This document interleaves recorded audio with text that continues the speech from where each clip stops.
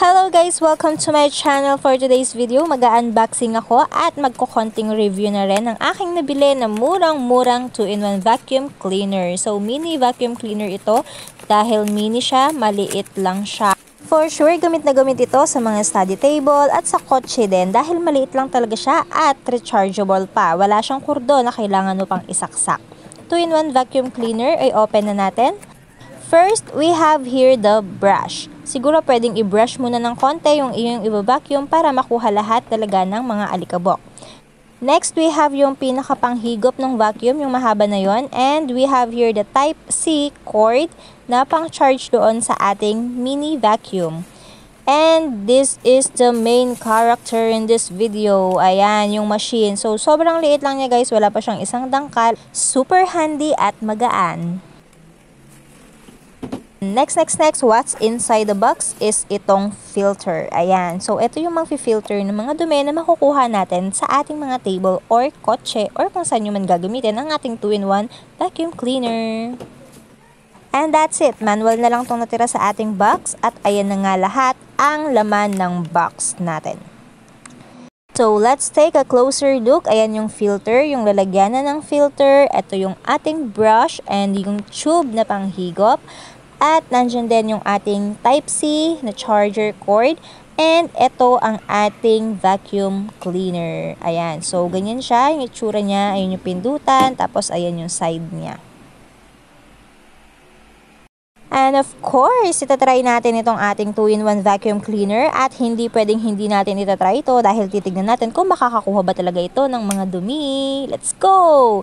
So, nilagay ko nga pala yung filter na yan at medyo mahirap siyang ilagay ng pantay. Kaya guys, pero kailangan nyo siyang pantayan kahit nahihirapan kayong ilagay.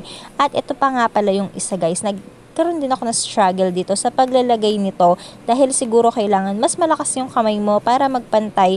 Meron naman siyang lusutan doon pero hindi ko alam bakit hindi ko ba siya maayos. Pero nung si Edna yung naglagay niya, naayos niya naman kaagad at sobrang bilis lang. So ayun, at dahil I'm having a hard time nga na ilagay yun, tinry ko kung gagana ba siya or matatanggal ba siya kapag binuksan ko yung vacuum cleaner at hindi naman siya natanggal. So sabi ko, G na to, lagay na natin itong tube at tinry ko na siya agad. At ito nga pala guys, kung paano siya i-operate. Ayan nga pala, pipindutin nyo lang at mag-on. At kung o-off nyo na, pindutin nyo lang ulit siya. At ito nga pala yung saksakan ng ating Type-C na cord. Ayan, so ilalagay nyo lang dito yung Type-C. At aux na yan, isasaksak nyo lang itong USB sa kahit anong ulo ng charger sa bahay ninyo. At pwede nang i-charge. So ayan yung ating tube, nilagyan ko lang yung brush para matry natin kung okay ba yung fitting niya. So, goods naman at okay naman and approve. Try kunwari dyan pero wala akong makuha kaya naman lilipat ako doon sa baba sa carpet dahil mas maraming kalat doon kaysa dito sa lamesa.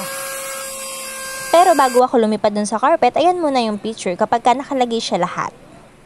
Alright, let's now try it on our carpet. Alam ko marami makukuha to dahil madumi yung carpet namin. Hindi pa ako nagpulis ng mga oras na to. So, ayan guys, nagdahan-dahan lang ako dyan dahil baka maputol siya dahil medyo fragile ang ating vacuum cleaner dahil maliit nga lang siya at hindi naman talaga siya pang carpet. Pang mga maliliit na bagay lang din siya like tables and kotse nga.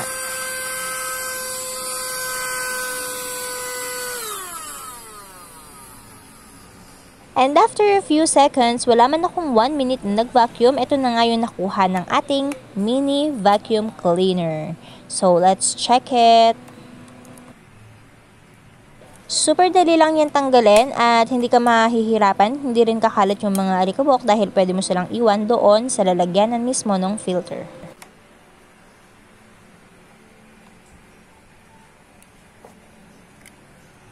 At ayun, tinaktak ko nga dun sa mismong lalagyanan ng filter at itataktak ko naman dito sa table para magkadumi yung table namin. Char, hindi. Para makita nyo kung ano yung mga nakuha niya.